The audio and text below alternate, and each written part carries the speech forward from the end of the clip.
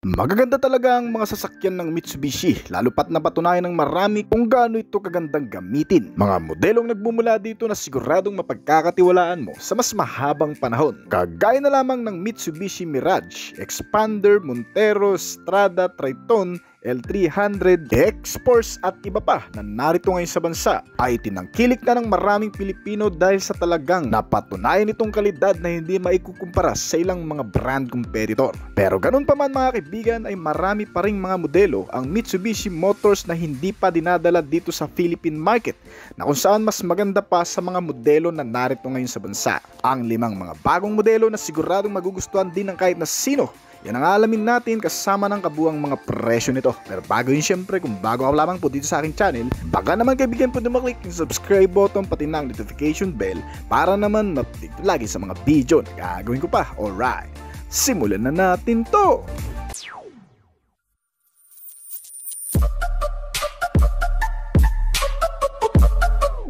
Mitsubishi Delica D5, magiging entry ng brand para sa kanilang minivan segment dito sa bansa na naglalaman ng mga advanced na katangian mula sa loob at labas. At yan ang isa-isin natin ngayon. Sa mga hindi nakakaalam, itong modelo ay mayroong mga previous model na rin. Inilabas ito noong pang 90s at nasundan ng ilan pa noong 2016 at hanggang sa kasalukuyan. Ang simpleng van sa paglipas ng panahon ay binago at pinagpapatuloy ang produksyon magpahanggang ngayon at mas ginagawang moderno pa. Pero ngayon 2024 may bali-balitang susubukan muli ng brand na dalhin itong modelo sa Philippine market sa pamamagitan nitong Delica D5. Hango ang Delica name sa pinaikling delivery car na naglayong mapuna ng pangangailangan ng bawat magmamay-ari at gagamit nito kung pampamilya na may higit sa 7 o 8 miyembro o kaya naman pang deliver at pangkargamento at mga nagdadalawang isip na bumili ng isang SUV car dahil sa limitadong space, mas mahal na presyo at hindi maganda sa off-road. Ang bagong Delica D5 ang nababagay para sa iyo. May dalawang klaseng pagpipili ang variant ang modelong ito, ang standard variant at ang urban gear nito. Ang bawat isa ay nagmamay-ari ng kanya-kanyang disenyo at estilo depende sa taste ng makakakita. Mula sa panlabas na disenyo ng standard variant, kapansin-pansin ang SUV attire na pormahan nito. Matikas at protektadong pakiramdam ang dinadalang kapansin-pansin na disenyo ng modelong ito. With high prestige at ang frontal face, makikita ang makapal na front grille na may geometric honeycomb pattern. Ngunit, pagdating naman sa isang variant nito na urban gear, ang front-end design ay may solid metal black. Pinaiwatig nito ang sopistikadong pakiramdam sa pagkakaroon ng modernong mga katangian. Ibig sabihin, ito ang top variant ng Delica D5.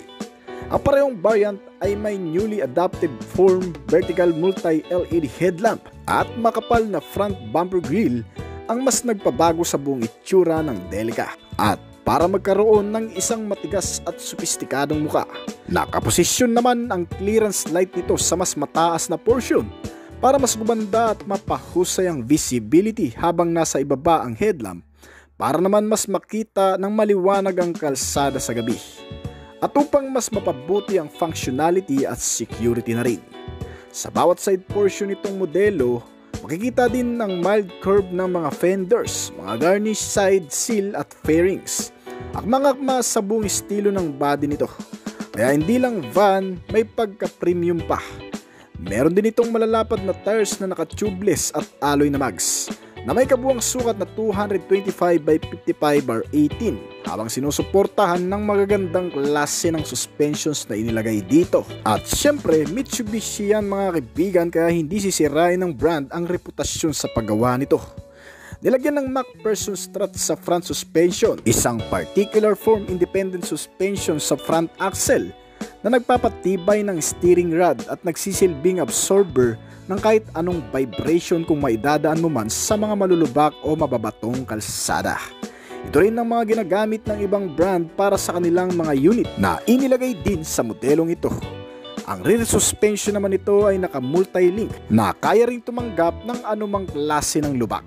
Habang ang mga safety measure naman na meron ng modelong ito, gaya ng brakes, ay mas pinatatag sa pamamagitan ng inilagay na klase ng disc na may ventilasyon o tinatawag na ventilated disc type.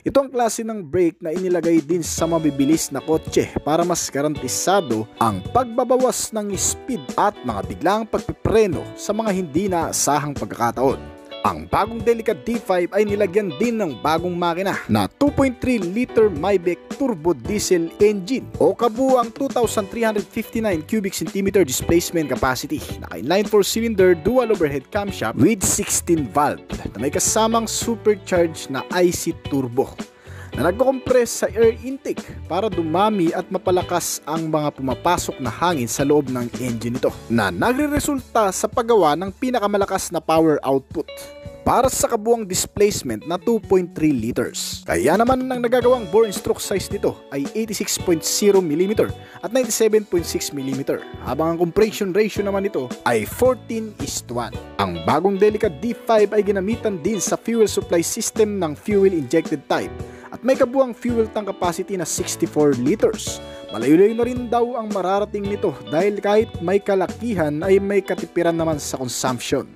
Kaya nitong umubos ng 1 litro sa loob ng 13 km na layo o 13.6 km per liter habang nakakonekta ang kabuang makina sa isang transmission type na automatic na may 8-speed variable gear shifting at naka 4-wheel drive na kayang mag-produce ng maximum output na 174 horsepower sa kada 3,500 RPM at 380 Nm ng torque naman sa kada 2,800 RPM. Kaya itong bagong modelo na Delica D5 ay may average top speed na umaabot ng 165 hanggang sa 170 km/h. Ang mil na yan ay sapat para pamahalaan ng anumang klase ng kalsada mapa-on and off-road. Bukod pa dyan, itong Delica D5 ay mayroon ding klase ng steering na rack and pinion. Sa mga hindi nakakaalam, kapag naka-rack and pinion kasi ang steering gear type ng isang sasakyan, kahit may daan mo ito sa malulubak o kaya naman sa mababatong kalsada, hindi mawawala sa balanse ang steering wheel o ang manubela nito. Dahil ang rack and pinion ay nakatuon para ma-maintain ang stability at pagdadrive na kung saan ay flexible na nakakagalaw ang gulong nang hindi naapektuhan ang manubela. Bukod pa dyan, pagdating naman sa interior base, makikita ang bagong konsepto ng Mitsubishi na horizontal front dash panel. Ito rin ay katulad ng sa Mitsubishi Triton na kung saan ay nagbibigay dito ng mas maaliwalas na pagsakay sa pamamagitan ng pagiging accessible, functional at spacious nito. Kasama ang mga panibagong features na meron sa loob, mga water repellent seat o mga upuan na hindi basta-bastang nababasa. Kaya naman good news ito para sa mga nagmamaneho sa on and off road, yung mga pumupunta sa liblib na mga lugar at tumatawid pa ng ilog. Foldable ang seat at napapaluwag ang space sa loob, kaya kung kakargahan mo ito ng marami ay talagang kakasya rin. Pagdating sa harapan, makikita ang malaking infotainment system nito na may 15-inch di touchscreen at may mga connectivity gaya ng Bluetooth na nilagyan ng Apple CarPlay at Android Auto. May auxiliary input at USB port socket. Meron din itong wireless charging system para sa mga gadget na lobat, hindi na kinakailangan pa ng cord.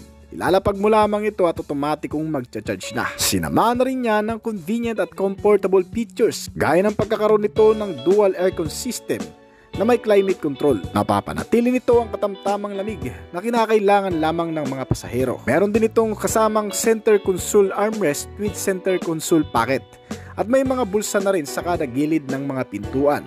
Kaya kahit papano, pati sa mga pasahero ay may malalagyan kayo ng iba pang mga gamit. Kasama ang mga bottle and cup holder na meron ng mga ito.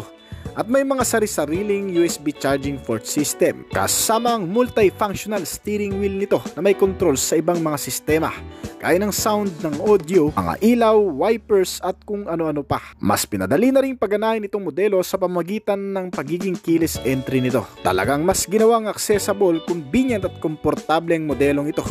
Higit pa riyan, bukod sa mga sistemang nakapaloob sa buong interior nitong bagong Delica D5, nilagyan din ito ng mga panibagong features pangkaligtasan at pangseguridad. na makatutulong naman sa pang-araw-araw na panganib sa pagdadrive o kaya naman sa pagsakay. Gaya na lamang ng pagkakaroon nito ng cruise control system. Ang cruise control system ay isang features na madaling gamitin habang nagmamaneho. Matakbo ang sasakyan sa pamamagitan ng cruise control system kahit hindi na nakatapak ang paa mo sa accelerator pedal. Dahil dito ay mas makaka-relax ka lalo na sa mahahabang biyahe. Bukod pa dyan, nilagyan na rin itong bagong modelo ng TCS o Traction Control System na magagamit madalas sa hindi sementadong kalsada o sa off-road. Dahil sa traction control system ay maiiwasan rin ang pagkadulas ng bawat mga gulong nito at nag-apply ng automatic brakes para maiwasan ang pag-crash o pag-ikot-ikot ng sasakyan sa mga madudulas na kondisyon. Sinamahan na rin ito ng mga parking sensor na may kasama na rin front and rear camera for safety na rin para sa pagpapark lalo na sa mga alanganing lugar na kung saan ay nahihirapan tayong ipark ang sasakyan. Dahil dito ay matutulungan tayo na maisaayos ang pagpapark. Nararapat to sa mga beginner o mga baguhan pa lamang magmaneho. Sinamahan din yan ng electric parking brake. Kung saan switch on switch off na lang ang dapat mong gawin ay gagana na ang parking brake nito. Meron din itong kasamang 360 camera para mas mapalakas pa ang security nitong sasakyan. Lagyan ng high definition o mas magandang klase ng camera na kung saan nakikita ang buong paligid sa labas nitong sasakyan. Dahil dito ay maiiwasan rin natin ang makasagi ng mga debris o mga bagay na malapit lang sa mga gilid o likurang bahagi nito na hindi nakikita ng side mirror. Sinamahan din ito ng anti-lock braking system na suporta naman para sa brake. Ito ang magagamit mo sa mga biglaang pagpipreno dahil dito ay na-unlock ang mahigpit na kapit ng brake na sinamahan pa ng brake assist at electronic brake distributor para sa mas malakas na pagpipreno. Meron din itong kasamang stability control system na nagkokontrol naman sa maayos na pagmamaneho. Dahil dito ay kung sakali mang maidaan mo ito sa mga biglaang pakurbada na hindi na rin maiiwasan lalo na kung hindi ka pamilyar sa isang kalsada, maaari mong may apply ang stability control system na kung saan ay hindi ka mawawala sa anumang pagmamaniobra o mamimaintain ang maayos na pagdadrive. Sama rin sa bagong Mitsubishi Delica D5 ang mga advanced safety measure na ikinabit sa modelong ito. Mas mapapanatili ang malakas na pangsiguridad sa pang-araw-araw gamit ang mga makabagong safety measure gaya ng pagkakaroon nito ng blind spot monitoring system. Isang sistema na tumutulong para naman sa mga biglaang sumusulpot na mga kasabayan mo sa kalsada. Kung hindi natin nakikita sa side mirror at bigla na lamang susulpot sa harapan, ay automatic itong mag-apply ng brakes para maiwasan ang banggaan. Kaya naman sa mga blind spot na kalsada gaya ng mga pakurbada at biglang may sasalubong sa iyo. Dahil sa blind spot monitoring, kahit papano ay matutulungan tayo na maiwasan ng anumang banggaan na bigla na lamang darating. Sinamahan pa yan ng lane departure warning para naman mapanatili ang sasakyan sa loob lamang ng lane at hindi makaagaw ng linya ng iba. Dahil dito ay mapuprotektahan din ang maayos na pagmamaneho at upang maiwasan ang makasagi na rin. Meron din itong rear cross traffic alert. Isang sistema naman para sa pag-atras ng sasakyan na kung saan kapag may susulpot na lang bigla sa likurang bahagi nito, ay automatic ding mag-a-apply ang brake. Para nang sa ganun ay hindi maatrasan ang bigla na lamang dumarating na sasakyan sa likuran. Bukod pa dyan mga kaibigan, ay marami pang mga advanced safety features o safety measure itong bagong Mitsubishi Delica D5 na makatutulong sa pang-araw-araw natin na pagmamaneho. Lalo na kung ito ang first choice mo na sasakyan para sa iyong pamilya. Dahil bukod sa mga nabanggit na nating mga safety features nitong Mitsubishi Delica, meron din itong mga katangian na mas magpapatibay pa sa mga pangsiguridad. Gaya ng pagkakaroon nito ng passenger and driver side airbags, may mga seatbelt sa kada upuan at seatbelt warning na rin na nagpapaalala kung sino man sa atin ang hindi nakagamit ng seatbelt. Meron din itong front and side impact beams. Nababawasan nito ang anumang pinsala sa loob ng sasakyan. Sinamahan pa ng crash sensor. Maidadagdag mo na lamang talaga siguro dito kung sakali nakasakay ka ay ang pag-iingat na rin, lalo na kung ikaw ang nagmamaneho nito. Ang Mitsubishi Delica, bukod sa mga safety features na yan, ay makakampante ka rin sa pang-araw-araw, lalo na kung iiwan mo lamang ito sa labas ng iyong bahay. Dahil sa mga security features na inilagay dito, yung tipong hindi basta-bastang mananakaw o mawawala na lang basta-basta sa iyong pinagpaparkan. Sa pagkakaroon nito ng central locking, power door lock, engine immobilizer, anti-theft device at anti-theft alarm. Dahil sa mga sistemang ito, kahit gamitan pa ng traditional way ng pagkarnap o yung mga electrical procedure ng pagpapagana ng sasakyan ay hindi rin uubra kung wala ang mismong transmitter key nito o ang nagpapagana sa sistema ng makina nito. Alright, itong Mitsubishi Delica, pagdating naman sa kabuuang body size, may haba ito na 4,800mm at kabuuang lapad na 1,795mm. Ang kabuuang taas nito ay nasa 1,875mm. Napakaluwag ng buong interior sets at napaka-accessible. Kaya napaka-komportableng gamitin kahit pa nakaupo na sa lahat ng mga upuan. Meron itong malaki pang space para sa iyong cargo, kaya talagang napakasulit nito. Inilalabas pa lamang ang bagong modelo sa bansang Japan na nagkakahalaga ng 4,495,795 o kung direkta natin i-convert sa Philippine peso, ito ay may estimated price na aabot sa 1,600,000 pesos pag narito na sa bansa. Mitsubishi Delica Mini. Kalalabas lang ngayon ng Mitsubishi Triton 2024 model dito sa bansa, ang bagong pickup truck ng brand. Kasabay nito ay ang pag-launch din ng ilang pang bagong modelo mula sa Japanese automaker at ang kalalabas lang ding modelo na Mitsubishi Delica Mini. Isang entry ng Mitsubishi sa kanilang minivan segment at nag-aalok ng mas advanced, high perform at safety na pagsakay sa pamamagitan ng mga specs and features na inilagay dito. At yan ang iisa-isay natin ngayon. Konting background lang muna, bali ginawa ang modelong ito sa konsepto ng pagiging dependable at dynamic super K-car, kung saan ay hango naman ang pangalan nito sa mas nakatatandang kapatid na Delica minivan. Pinagsama-samang pagkakaroon ng maluwag na interior room at powerful driving. Ang Delica Mini ay mayroong SUV-like styling na kung saan ay may kalakasan na rin tulad ng Delica SUV. Meron ding functional cabin para sa kahit saang gamit, kaya ng pamamasyal at service sa pang-araw-araw. Eksakto ang laki kasi kahit maipit sa traffic ay madali pa ring isingit at dalhin kung saan-saan. Makikita ang pamilyar na external design nito na parang hawig ng Suzuki Every Wagon. Isang minivan din mula sa ibang Japanese brand automaker at isa sa malakas na kakumpetensya nito.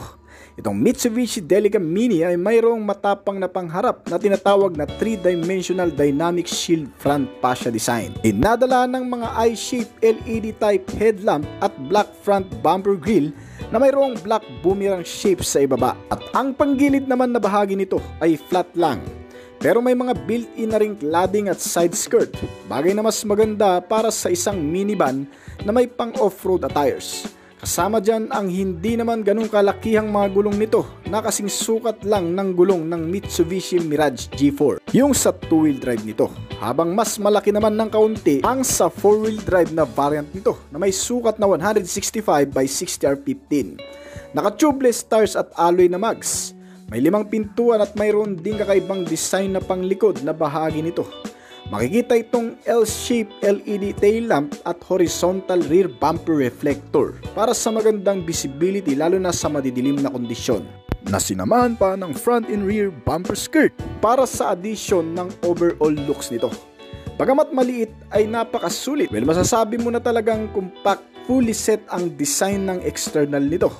Magawin naman tayo sa interior. Makikita ang napaka-functional interior base nito sa pamamagitan ng isang multifunctional steering wheel na kung saan ay may access sa ibang mga key switch function. Nakatuon para lalong panatilihin ng driver ang maayos na pagmamaneho. Automatic din ang opener ng sliding door na kung saan kailangan mo lang ipadjack ang iyong paa ay automatic na itong magbubukas. Maganda ito lalo na sa mga nagmamadali at sa mga kargang gamit kapag sasampa ng sasakyan. May 4 na seating capacity at isang maluwag na rear cargo space para sa mga bagahe, gamit na malalaki at kung ano-ano pa. Ang mga seats nito ay di-adjustable at foldable na rin. Nakatela pa ang cover pero maganda na rin dahil ito ay waterproof. At sa front dash naman ay mayroong makikitang 10-inch display infotainment system kasama ang iba pang sistema at libangan gaya ng mga connectivity sa cellphone. May Apple CarPlay at Android Auto. May auxiliary input at USB port at charging system. At mayroon din mga magagandang klase ng speaker para naman sa magandang audio sounds. At syempre, hindi magiging kumpleto ang pagiging convenient nito kung wala ang air ventilator na labasan ng aircon na may kasamang adjustan para sa komportableng pagsakay. Nilagyan din ito ng mga console pocket at may mga charger na rin sa mga gilid ng upuan ng passenger seats. May mga bottle and cup holder, mini foldable table at marami pang iba. Kaya naman kahit ganito kaliit itong modelo ay sobrang makakasulit ka talaga. Dahil para ka na ring nakabili ng isang maliit na bahay na pwede mong dalhin kahit saan. Speaking naman sa bagay na yan, ito rin ang purpose ng modelong ito kasi para talaga ito sa mga taong tinuturing pangalawang tahanan ng labas ng bahay, yung mahilig mag-outing at mag-camping kung saan-saan at mag-trail adventure. Well, sa bagay na yan ay mas magugustuhan mo pa lalo ito dahil itong bagong Mitsubishi Delica Mini ay nilagyan din ng magaganda at mahuhusay na chassis and suspensions para mas ma-enhance ang stability at comfort. Para sa 4-wheel drive na variant, nilagyan ito ng mas malalaking sukat ng gulong at magandang shock absorber with coil spring.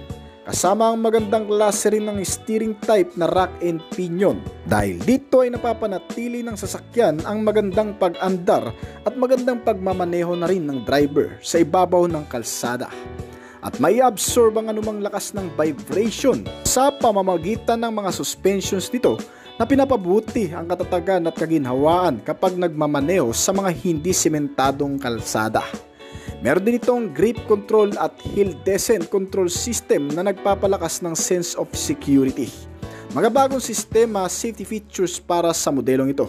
Ang grip control ay magagamit natin sa madudulas na klase ng kalsada para sa mas ligtas na pagmamaneho kung ito man ay maidadaan mo sa kahit anong klase ng lugar.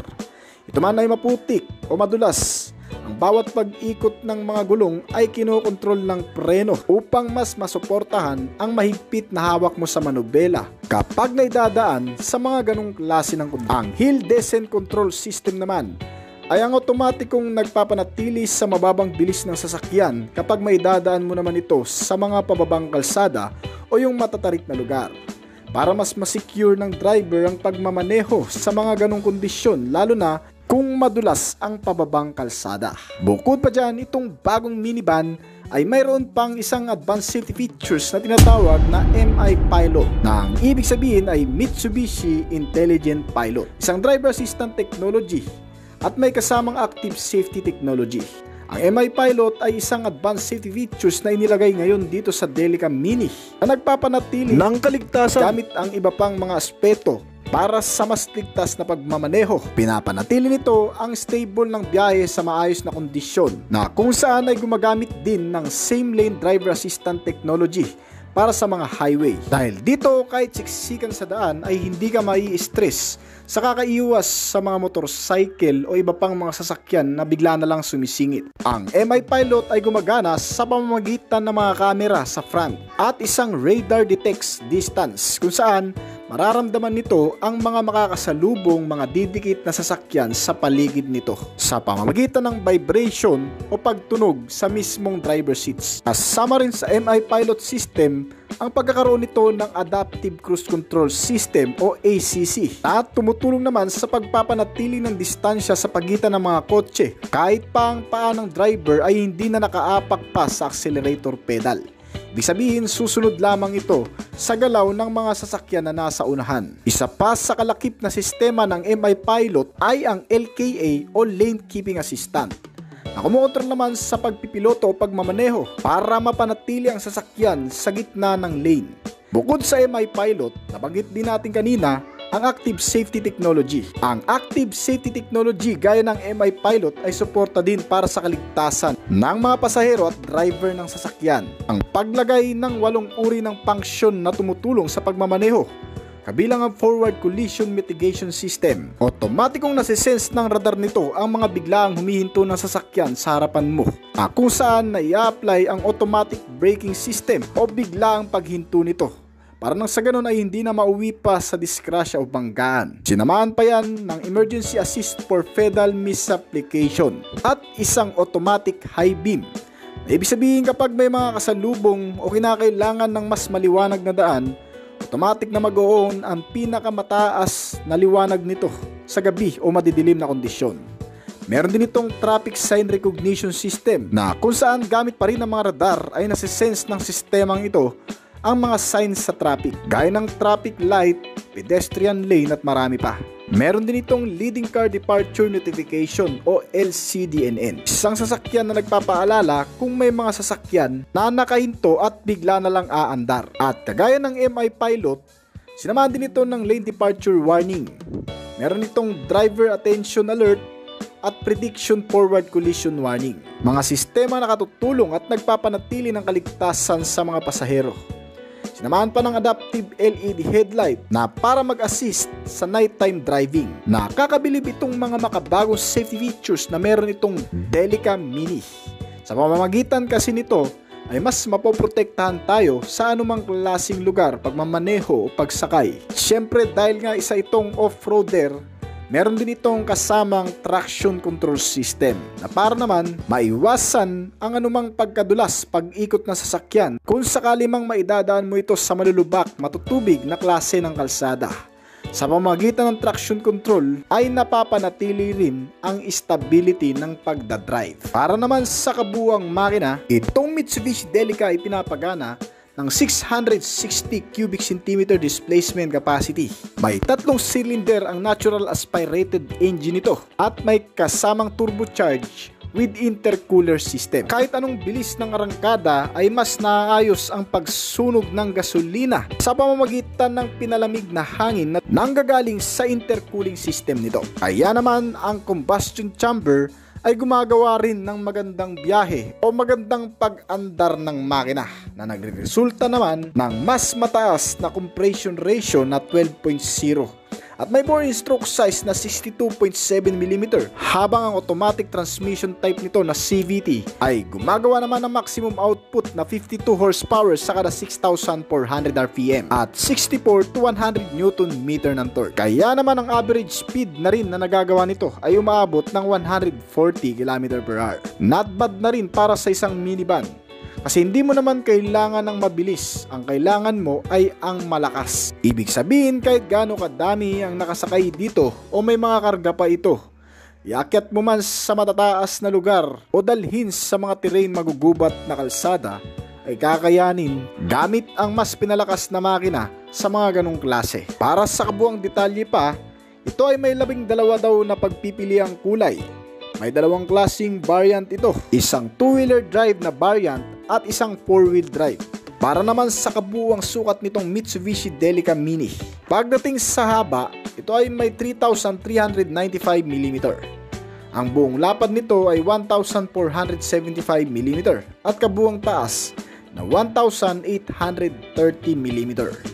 Ang wheelbase size nito ay nasa 2,495mm. May buong bigat ito na 1,030 kg. May 5 pintuan at 4 na upuan. Hindi rin hassle na gamitin lalo na kung papasok ka dito kahit mga siksikan pa, kasi naka-sliding ang rear door nito. Ang paglabas nitong Mitsubishi Delica Mini ay kasabayan din ng ilan pang modelo ng Mitsubishi gaya ng Triton at iba pang mga bagong Mitsubishi car na isusunod na rin nating talakayin dito. Ito ay posible ring dalhin sa Philippine market o baka nandito na nga. Yan ang dapat mong abangan kung nagnanais ka nitong Mitsubishi Delica Mini. Para naman sa kasalukuyang presyo, ito ay nilabas sa bansang Japan pa lamang. Mula sa pinaka-standard variant, ito ay nagkakahalaga ng 687,962 pesos. Mura na yan kung tutuusin. Pero pagdating naman sa pinaka-top variant nito na 4-wheel drive, ito naman ay nagkakahalaga ng 853,000 pesos, 661.38. Mitsubishi Expander HEV o full hybrid vehicle na ngayon. Isang magandang update ng modelo na kung saan ang dating lakas ng makina at tipid sa gasolina ay mas pinaganda pa, kasamang mga pangkaragdagang safety and security features na meron ito ngayon, at yan ang iisa-isay natin. Ito'y opisyal ng inilunsad ng Mitsubishi Motors sa Thailand, ang pinakabagong modelo ngayon ng Expander na hybrid na, kung saan itong modelo ay hindi na masyadong gumagamit ng gasolina sa engine para paganahin ito. Well, huwag kang mababahala kaibigan dahil ang modelong ito ay moderate na gumagamit pa rin naman ng fuel. Ito ay nakatuon lang para sa pagpapalakas ng mga electric vehicles sa iba't ibang panig ng mundo. Kaya matutuwa ka talaga sa bagong modelong ito. Bagamat binago ay hindi pa rin naman nagmamahal ang kabuuang presyo nito. Well, mapunta muna tayo sa kabuuang engine specs. Ano nga bang makikita mo sa bagong expander na hybrid? Ito ay may series parallel petrol electric hybrid mill na tinatawag na e-motion technology ng brand. Ito ay binubuo na ngayon ng 1.6 liter Mavic natural aspirated engine sa dating naka 1.5 liter lang, kaya paniguradong ang performance nito ay tataas din. Well, sa mga hindi nakakaalam, mga kaibigan, ng HEV o hybrid electronic specs ng expander ngayon ay nangangailangan pa rin naman ng gasolina sa makina. Pero ang isang bagay na maganda rito, bukod sa gasolina ay mapapaandar na rin ito sa pamamagitan ng electricity power. Bagamat hybrid vehicle na, malaki pa rin ang pagkakaiba nito sa ilang mga electric vehicle na hindi gumagamit ng gasolina. Gaya na lamang ng baterya nito na wala ng charging port. Kumbaga, nagcha-charge na lang ang battery sa pamamagitan ng regenerative braking gamit ang traditional na hydraulic braking system o disc brake at drum brake ng sasakyan. Sa pamamagitan ng mga pagpipreno ay nakagagawa ng init na siyang nako-convert naman into electric power at nagsisilbing generator ng battery. Kaya kahit hindi na isaksak pa o kahit walang mga charging station ay automatic na magcha-charge ang battery nito. Kaya ang HEV o hybrid electronic vehicle ang napili ng brand para ilagay sa bagong expander na inilabas. At dahil dito ay maaaring dalhin ng bagong Mitsubishi Expander HEV sa kahit saang mang bansa na hindi nangangailangan pa ng charging station, unlike sa ilang electric vehicle or gaya ng mga Tesla car na PHEV. Kinakailangan pa rin ng mga charging station, kaya sa mga piling bansa lang din nakakarating. Kaya sa mga nagdadalawang isip sa HEV o hybrid electronic vehicle na expander, tiyak na magugustuhan nyo na ang bagong modelong ito. Kasi halimbawa na lang din na ubusan ka ng gasolina at hindi mo napansin ang fuel gauge, ay automatic pang maiko-convert into electric ang pagpapagana sa makina nito, na kung saan ay gumagawa naman ng maximum output na 116 horsepower at 255 Nm ng torque kapag electric ang gamit mo. May average top speed na 165 to 170 km/h, habang ang gasoline engine ay nag-generate ng 95 horsepower sa kada 5,100 RPM at 134 Nm ng torque naman sa kada 4,000 RPM. Hindi naman nalalayo ang bilis, pero ang nagagawang hatak sa makina ay mas malakas pa rin ang nagagawa ng electric power nito. At syempre, pagdating naman sa consumption ng fuel, mas matipid itong bagong expander HEV ng 10% sa kasalukuyang expander na narito sa bansa. Meron itong 7 klaseng driving mode ngayon na pagpipilian. Magagamit mo ito sa kahit anong kondisyon o kahit saang klase ng kalsada man o lugar na paggagamitan. Isa pa, makakapili ka ng mas nababagay na performance na gusto mo. Halimbawa na lang sa unang driving mode nito na tinatawag na EV mode. Paggamit mo ang driving mode na ito, ay maaari kang mamili sa dalawa kung alin dito ang pagaganahin o yung titipirin mo, na kung saan kung naka-fuel ka ay maaaring makapag-charge ang baterya, samantalang kung baterya naman ang gamit mo ay talagang makakatipid ka sa gasolina. Habang ang pangalawang driving mode nito ay tinatawag naman na charge mode. Kapag pinapaandar mo ang makina sa mas mataas na power output ay mas bumibilis ang pagcha-charge ng baterya. Ito ang nagagawa ng charge mode. Ang pangatlo nito ay tinatawag na normal mode. Ito rin ay tinatawag na comfort mode sa ibang term. Ang smooth na pagpapaandar ng sasakyan na para ka lang gumagamit ng kasalukuyang expander na nasa bansa. Ganyan ang mararanasan mo kapag ginamit mo ang normal mode. Ang pangapat nito ay tinatawag na tarmac mode, ay perpekto para sa mas mabibilis na pagpapatakbo o mas mabilis na pag-response ng acceleration para gumawa ng mas mataas na performance. Kilala din ng tarmac mode sa ibang term na sports mode. Ang panglima nito ay ang gravel mode, ay para sa mga malulubak na kalsada. In other term ay para sa mga pagpapaandar sa mga off-road. Ang panganim ay tinatawag na mud mode. Of course, para naman ito sa mga mapuputik na kalsada.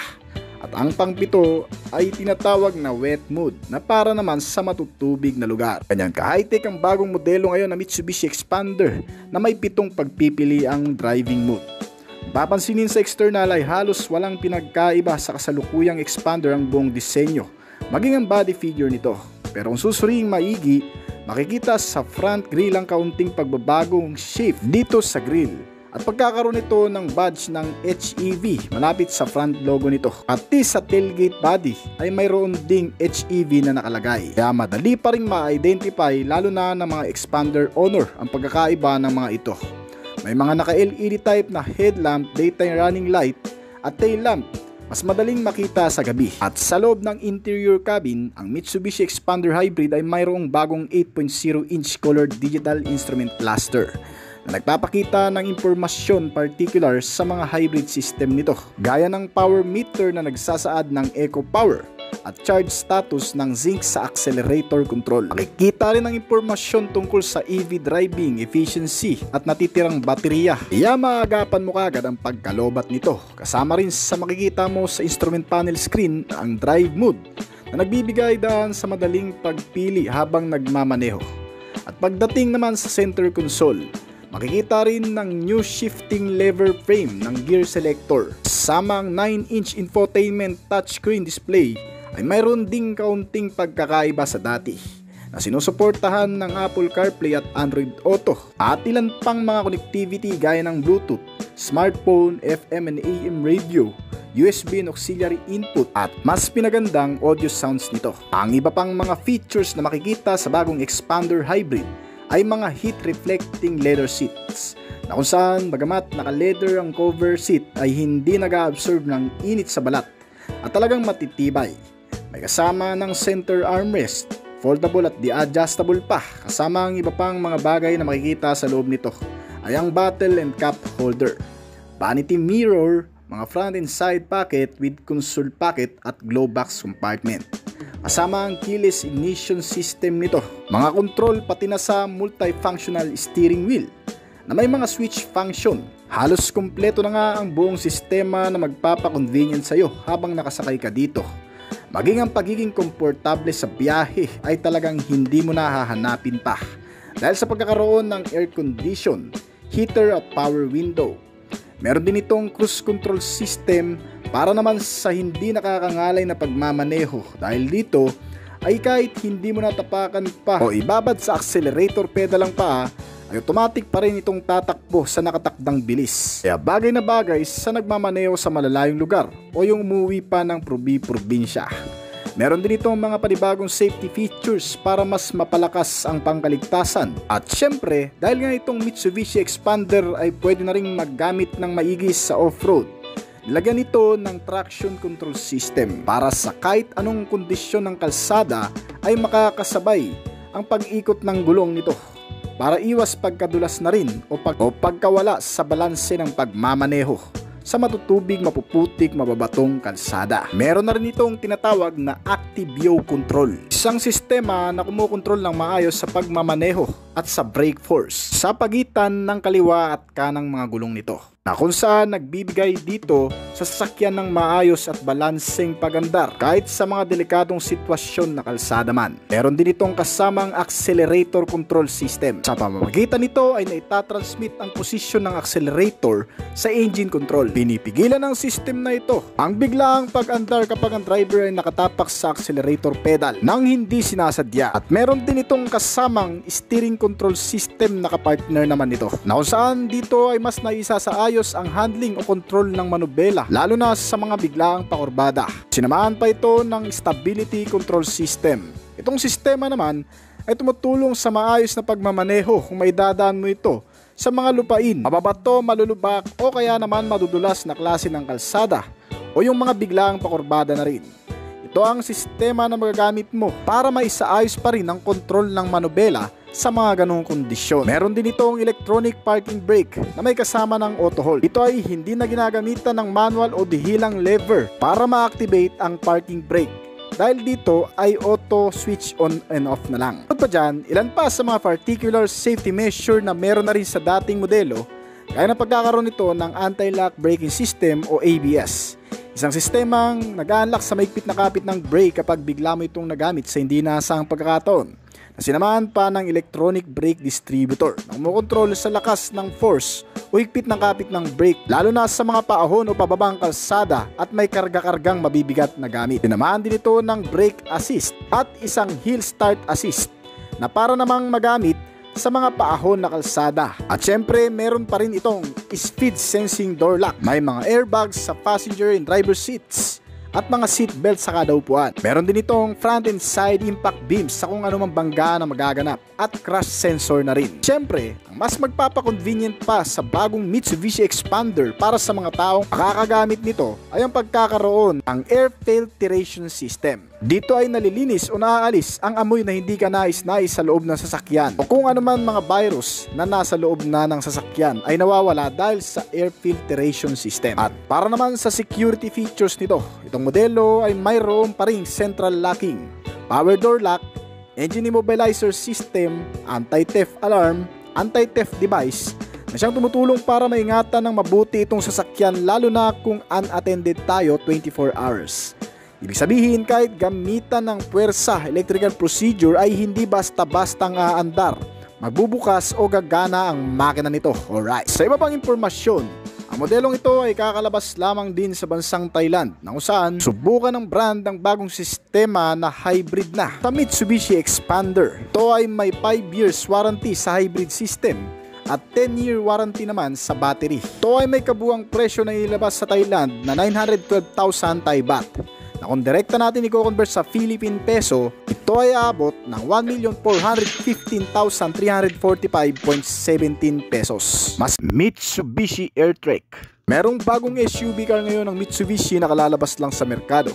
Isang bagong modelo na bagong pagpipilian na naman na kung ikukumpara sa ibang mga modelo ng brand na nasa bansa, ang SUV na ito ay isa sa may tuturing na pinakamoderno at eleganteng SUV car ng Mitsubishi.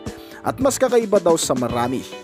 Meron itong makabagong teknolohiya at katangian mula sa physical na appearance, katwiran sa konsumo at kalakasan sa arangkada. Ang Mitsubishi Airtrek 2024 model.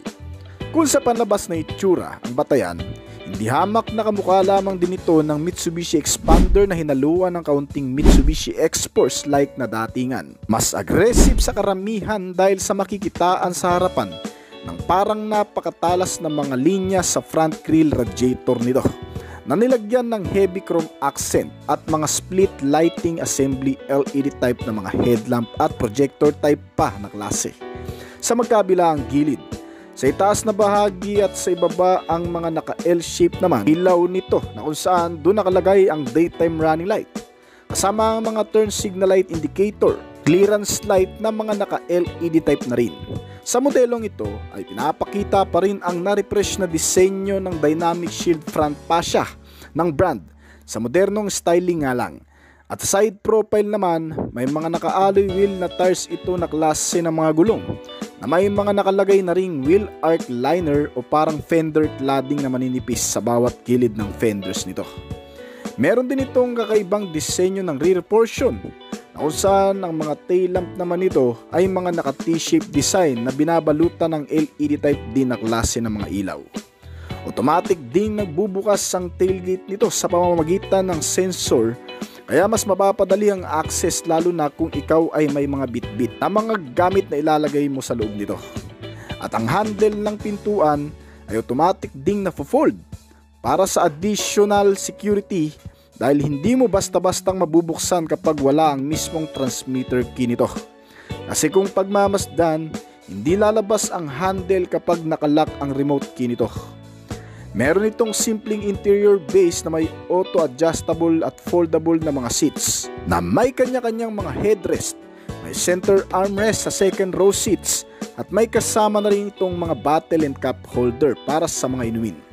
Kasama rin dyan sa second row seats nito ang mga USB port charging socket na pwedeng pag-chargean ng mga gadget ng mga pasahero. May mga maliliit na pocket sa bawat gilid ng pintuan at pati na rin sa likod ng front seats nito. Pagdating naman sa driver seats, meron itong automatic height adjustable na klase ng upuan. Depende sa posisyon na kung saan makukomportable ang magmamaneho. Nilagyan ito ng maraming access at control para hindi mahihirapan ng driver. Gaya ng pagkakaroon ng multifunctional na steering wheel na remote control na rin para sa ibang mga sistema gaya ng sound, phone connectivity, aircon system at marami pa. Makikita din sa likod naman ng manubela nito ang mas malaking digital instrument cluster na kakaiba na very informative. Kasama din sa makikita dito ang kanyang driving mode system, speed, milyahe, konsumo, orasan at iba pa na nakalagay dito para mas maging informative sa magmamaneho. Ang aircon system nito ay mayroong air quality control at auto climate.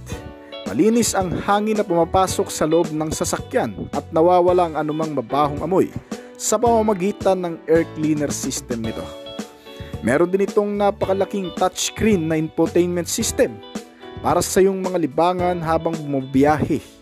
Isang TV screen na pwedeng i-connect sa gadget sa pamamagitan ng Bluetooth, sa telepono at kung saan paman, dahil meron din itong kasamang Apple CarPlay at Android Auto. Dito sa harapan din nakalagay ang kanyang wireless charging system, mga accessories at USB port socket. May center console armrest na may pocket na rin at glove box compartment para sa ilang mga gamit na pwede mong ilagay dito. At ang isa pang bagay na maganda sa bagong SUV nito ay ang pagkakaroon ng moonroof o yung salamin ang ceiling at nabubuksan. Magkakaroon ng chance para malanghap ang sariwang hangin o di naman kaya para makatipid na rin sa electricity power ng aircon system.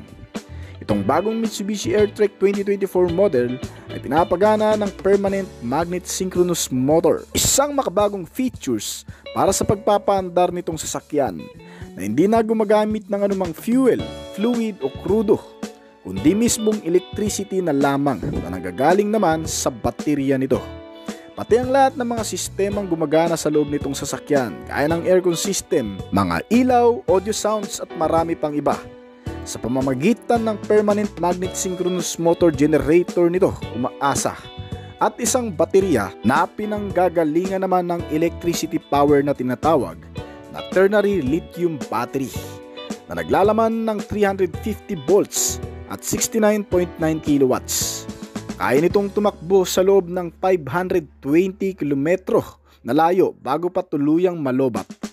Gaya ng ibang modelo ay sobrang tipid na nito sa electricity power dahil katumbas nito ang 2 beses na mula Manila hanggang Batangas na balikan. Ganyan ito katipid sa power. Isa pa, pagdating naman sa lakas, meron itong maximum torque na 350 Nm at maximum output na 165 kilowatts o 221.3 horsepower sa kabuuang bilis na nagagawa nito ay umaabot naman ng 175 km/h. Ang mill na ito ay ipinare sa isang transmission type na tinatawag na electric vehicle gearshift type transmission na naka-single speed na klase na ginagamit din sa ilang mga hybrid vehicle. Ang Mitsubishi Airtrek ay mayroong ding convenient features sa pagmamaneho. Mas madali ang handling dahil sa automatic na rin ang steering wheel. May electric power steering type at rack and pinion. Mas pinapagang ang sistema na ito sa pagmamaneuver at dahil sa electric vehicle ay mas magaang daw gamitin. Meron pa itong advanced features gaya ng adaptive cruise control system na kung saan mas ginagawang komportable ang bawat biyahe lalo na sa mga highway. Dahil sa nagagawa nitong sasakyan, gayahin ang takbo ng mga sasakyan sa unahan. Sa pamamagitan nitong adaptive cruise control system, kahit di ka nakatapak sa pedal o kaya pansamantalang hindi nakahawak sa manubela habang umaandar ay pwede rin. Dahil yan sa sistemang ito, ginagawang relax ang pagmamaneho at may oras tayo para makapag-usap sa telepono. Pagdating naman sa suspensions at under chassis, itong manufacturer ay mas pinagtibay ang electric vehicle model sa pamamagitan ng paglalagay ng matitibay na klase ng metal para maging panangga ng sasakyan sa kahit anumang hirap na pagdadaanan nito sa loob at labas ng kalsada. Gaya ng inilagay na modified chassis frame na tinatawag with solid metal capability. Isang metal sheet na inilagay sa ilalim nitong sasakyan para maproteksyonan ng anumang mechanism o structural frame nito, pati na ang mga mahahalagang components gaya ng baterya na siyang pangunahing pinagkukunan ng enerhiya. Kaya hindi ka mangangamba, masira, madamage o mabasag once na maidaan mo man ito sa malulubak na mababatong kalsada. Ang mga suspensions na ginamit dito ay may lakas din at matitibay na klase para sa kahit anong kondisyon, gaya ng ginamit sa front na MacPherson Independent Suspensions at Multi-Link Independent Suspensions naman para sa rear na nakadesenyo para sa kahit anong klase ng daanan. May kabuwang sukat ang mga gulong nitong modelo na 235 by 55 R19 at mga naka-tubeless tires na rin. Meron din itong makakapit na disc brakes sa front and rear. Ang sa front ay naka-ventilated disc type habang ordinary type naman ang inilagay sa rear brake nito. At ang mahalaga ay naka-automatic na rin ang parking brake. Dahil sa ito ay electronical na. Wala nang lever kundi buton na lang na pipindutin para paganahin ang parking brake.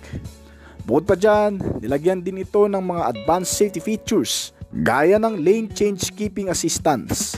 Sinusubaybayan ng safety features na ito ang pagpapalit-palit ng lane o linya sa kalsada upang ligtas at walang mabangga o hindi makasagi ng mga kasabayan. Ang ilan pang safety features sa modelong ito, gaya ng advanced at futuristic na mga katangian ay meron na rin. Unang-una, meron itong kasamang tire pressure monitoring system para mamonitor ng maayos ang capability ng gulong bago ito paandarin ng mabilis. Meron din itong speed sensing door lock. Automatic namang nagsasara at naglalak ang mga pintuan sa oras na mabit nito ang bilis na 20 km per hour. Kasama dyan ang hill start assist control system para sa mga paahon na safety features, lalo na kung gagamitin mo ito sa matataas o mga mabubundok na lugar. Meron din itong mga parking assistance system na safety features para sa ligtas at maayos na pagpapark, gaya ng front and rear parking sensor na may kasamang rear camera para mas maisaayos ang pagpapark. Sinamahan din ito ng vehicle stability para ma-maintain ang maayos na pagmamaneuver kahit sa anong klase ng kalsada pa. Kasama ang ilang mga basic at mga particular safety features pa nito, gaya ng airbag sa driver at passenger, may crash sensor, front and side impact beams na kung saan nagpapatibay ng mga chassis frame.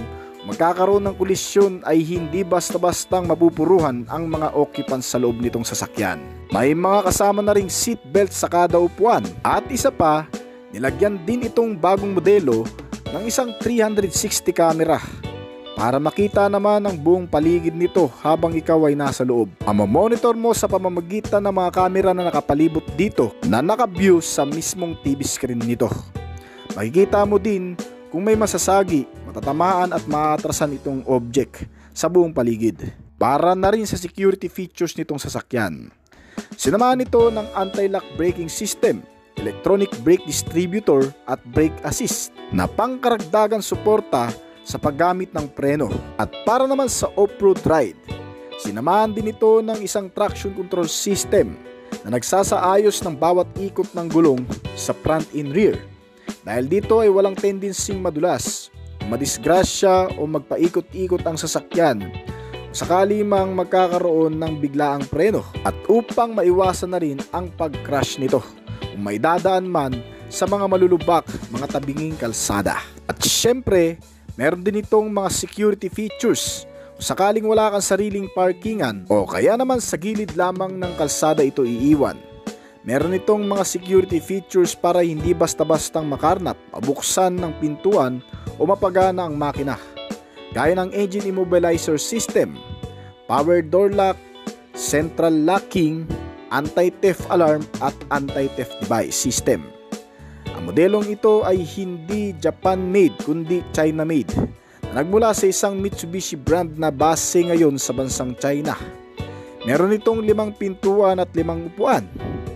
At ang kabuuang haba nito ay sumusukat ng 463 cm. May kabuuang lapad ito na 192.0 cm.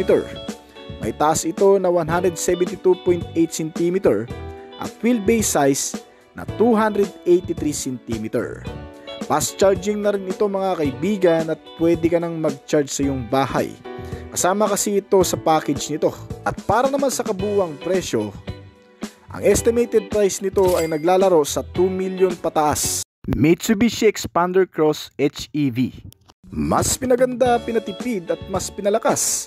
Ang bagong Cross ay nalinya na ngayon bilang isang modernong MPV car 7-seater na electronically powered by hybrid capability. Ang hybrid system na inilagay sa bagong modelong Cross ay naghahatid ng eco-friendly at kapanapanabik na karanasan sa pagmamaneho. Pinagsama-sama ang lakas ng bagong makina nito na isang electric power, kaya hindi lang bilis ang naidagdag kundi pati ang pagiging matipid nito sa fuel consumption. Pinapagana ito ng bagong 1.6 liter gasoline engine na dating 1.5 liter lang.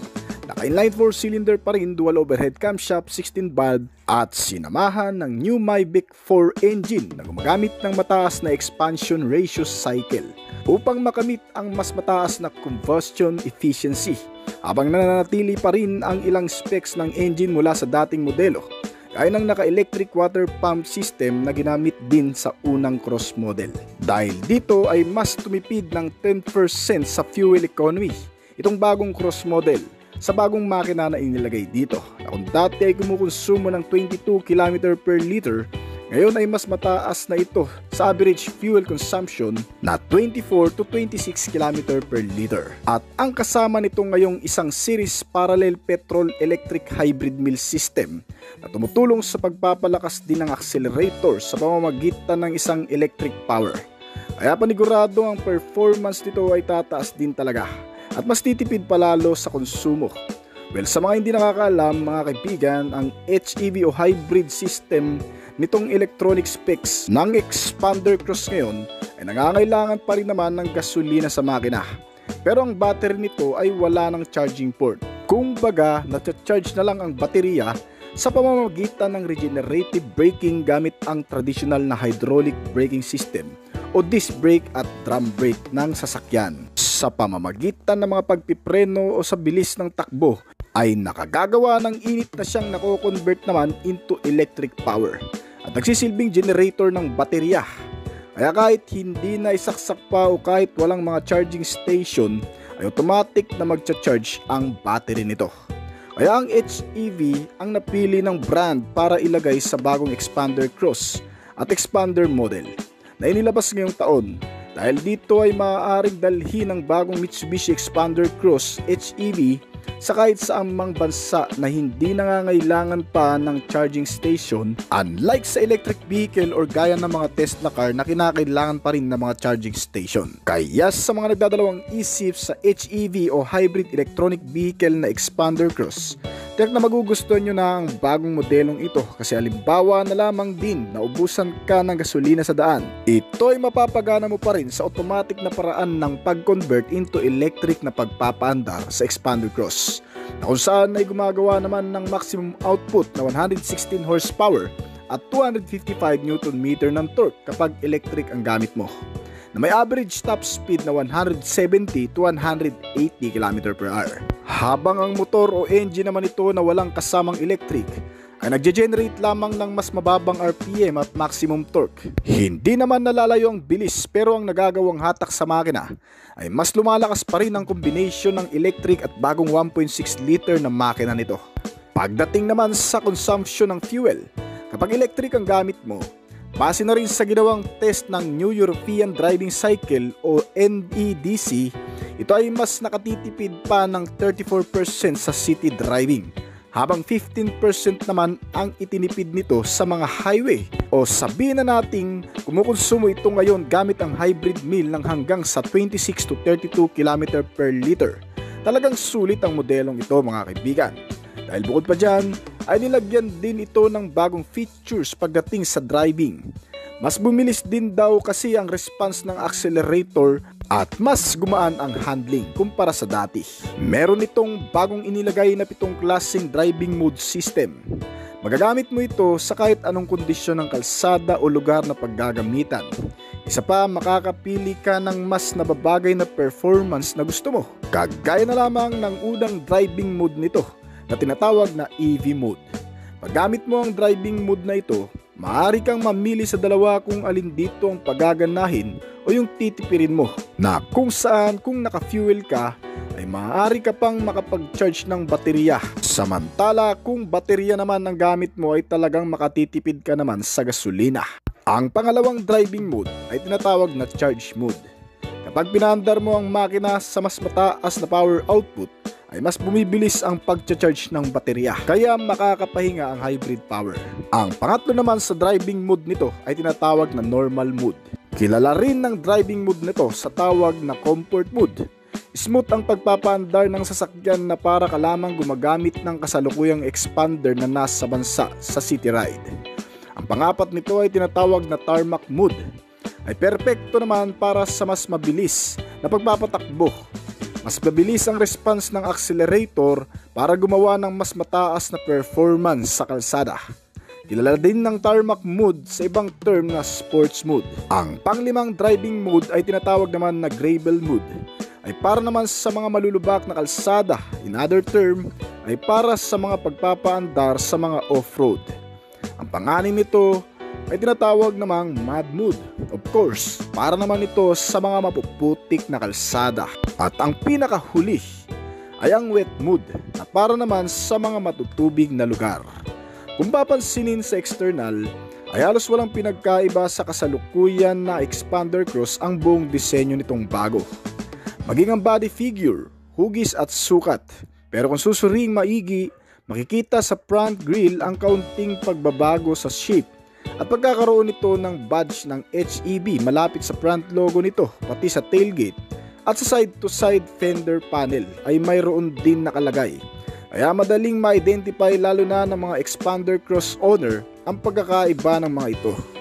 May mga naka-LED type na headlamp, daytime running light at tail lamp, mas madaling makikita sa gabi. Sa loob ng interior cabin ng Mitsubishi Expander Cross Hybrid, naroon pa rin naman ng ilan sa mga pamilyar na features nito gaya ng mga komportableng seats na foldable de adjustable at makakargahan na malalaking gamit o bagahe, lalo na kung itutupi mo ang lahat ng mga upuan nito sa rear portion. Ang hybrid Mitsubishi Expander Cross ay mayroon ding bagong 8.0-inch colored liquid crystal display LCD meter gauge na nagpapakita ng kumpletong impormasyon, particular sa mga hybrid system nito, kaya ng power meter na nagsasaad ng eco power at charge status ng zinc sa accelerator control. Makikita rin ang impormasyon patungkol sa EV driving efficiency at natitirang baterya, kaya maagapan mo kagad ang pagkalobat nito.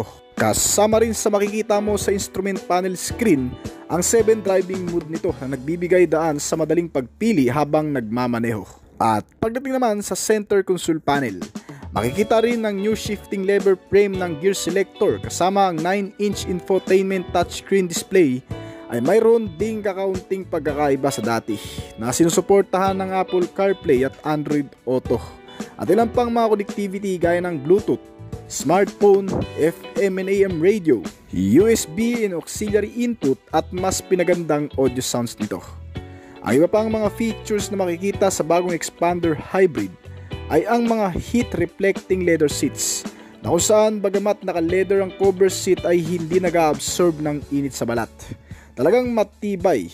May kasama ng mga center armrest, foldable at adjustable pa. Kasama ang iba pang mga bagay na makikita mo sa loob nito ay ang mga bottle and cup holder with vanity mirror, mga front and side pocket, console pocket at glove box compartment. Kasama ang keyless ignition system nito at mga control, pati na ang multifunctional steering wheel na may mga switch function. Halos kumpleto na nga ang buong sistema na magpapakonvenience sa'yo habang nakasakay ka dito. Maging ang pagiging komportable sa biyahe ay talagang hindi mo nahahanapin pa dahil sa pagkakaroon ng magandang aircon system with heater at power window. Meron din itong kasamang cruise control system para naman sa hindi nakakangalay na pagmamaneho nito. Dahil dito ay kahit hindi mo natapakan pa ang accelerator pedal o yung gasolina ay automatic pa rin itong tatakbo sa nakatakdang bilis. Bagay ito sa mga nagmamaneho papunta sa malalayong lugar. Meron din itong mga panibagong safety features para mas mapalakas ang pangkaligtasan. At syempre, Dahil itong Expander Cross Hybrid ay pwedeng gamitin sa off-road, nilagyan din ito ng traction control system para sa kahit anong kondisyon ng kalsada ay makakasabay ang pag-ikot ng gulong nito para iwas pagkadulas o pag-skid ng mga gulong nito, lalo na kung may dadaan sa mapuputik, matutubig at mababatong lugar. At narito pa rin sa modelo ang safety features nito na Active Yaw Control System. Isang makabagong dinevelop na feature sa pangkaligtasan para mas makontrol na maayos ang driving at ang brake force sa mga emergency braking sa pagitan ng kaliwa at kanang mga gulong nito. Dahil dito ay mapapanatili ang magandang biyahe. Meron din itong accelerator control system. Sa pamamagitan nito ay naitatransmit ang posisyon ng accelerator sa engine control. Pinipigilan ng sistemang ito ang biglang pag-andar kapag hindi sinasadyang matapakan ng driver ang accelerator pedal nito. At meron din itong kasamang steering control system na kapartner naman ito, na kung saan sa pamamagitan naman ito ay naisasaayos ang handling at control ng manubela, lalo na sa mga biglaang pakurbada at alanganing lugar. At sinusuportahan din ng stability control system. Itong sistema naman ay tumutulong sa mas maayos na pagmamaneho kung idadaan mo ito sa mga lupain, mababato, malulubak o kaya naman mapuputik at madudulas na kalsada, o kaya naman yung mga biglaang pakurbada na rin. Ito ang sistema na magagamit mo para ma-manage pa rin ng maayos ang kontrol ng manubela sa mga ganong klaseng kondisyon.